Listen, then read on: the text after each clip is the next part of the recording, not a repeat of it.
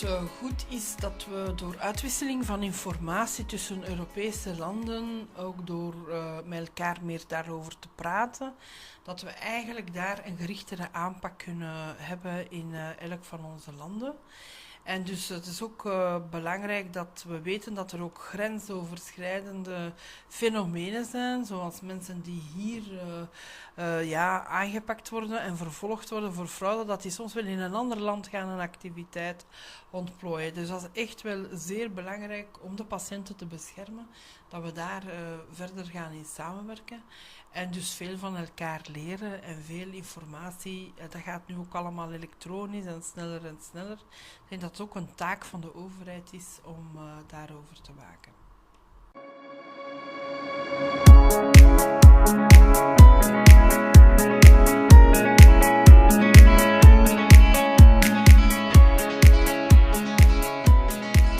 Well, I think it's a quite unique book we have created here. I think, as far as I know, it's the first book ever written on the issue of healthcare fraud, corruption and network, where it's a combination of academic perspectives and 9 country studies. These 9 country studies gives an insight of every country's system of healthcare, the threats of fraud, corruption and waste, and the way they could be tackled, and get what the lessons learned are from the last years' events in these countries, and the last experiences they did. So as we are, as a network, as EHFCN, one very important issue is that we learn from each other, that we share best practices, that people learn from all the compilation of experiences in the countries. It gives us a very deep insight into this issue, and it's a very good combination of experiences all throughout our members, which can be used not only within our network, but also in the broader sense in Europe as a whole. And maybe it could be our ambition to set the agenda also on the issue more on a global level. Let's say first, congratulations to the authors. I think they have made an enormous effort in trying to give an overview, a comparative overview of many member states in Europe on something which is not always taken in consideration, fraud, error in healthcare systems. Nevertheless, it's necessary to have a better insight in that, and both in an academic way, the contextualization of this problem, but also the way this problem is tackled by the member states, give an overview and give, of course, the possibilities to learn of each other. It's an interesting benchmark, a must read. I think all our systems in all of Europe are under stress. We have budgetary constraints, and that makes it all the more important that we evaluate the use of our resources. And we know that there is a lot of waste in healthcare and in care systems.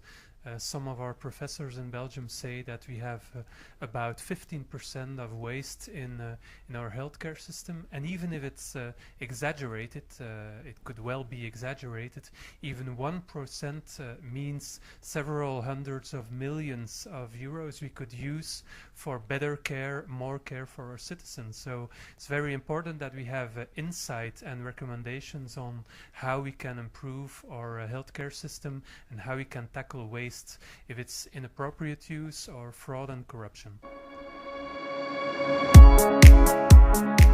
The battle against corruption, fraud and network can be won only at international and European level. And it's really crucial in order to maintain the sustainability of our healthcare system in every of our countries. This book, for the first time, makes a picture of the situation all around the countries and individuate benchmark and best practice in different countries. We participate as ISPE Sanità to the book with a big effort, and we're really glad to do that, and we'll present this book in the open house that we will hold in Rome during the middle of June, in the 15th and 16th of June. We expected to have a really important discussion on the book, and we dedicated an entire panel in analyzing the book and in discussing on it. We expect to find from this discussion the next step to be taken all together. So finding in some way best practice and defining the step to be taken together in order to apply this best practice all around Europe.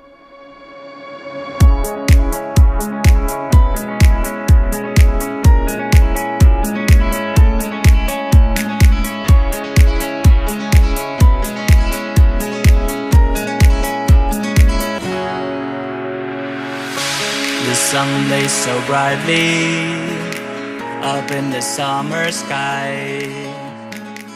I shouted at the mountain.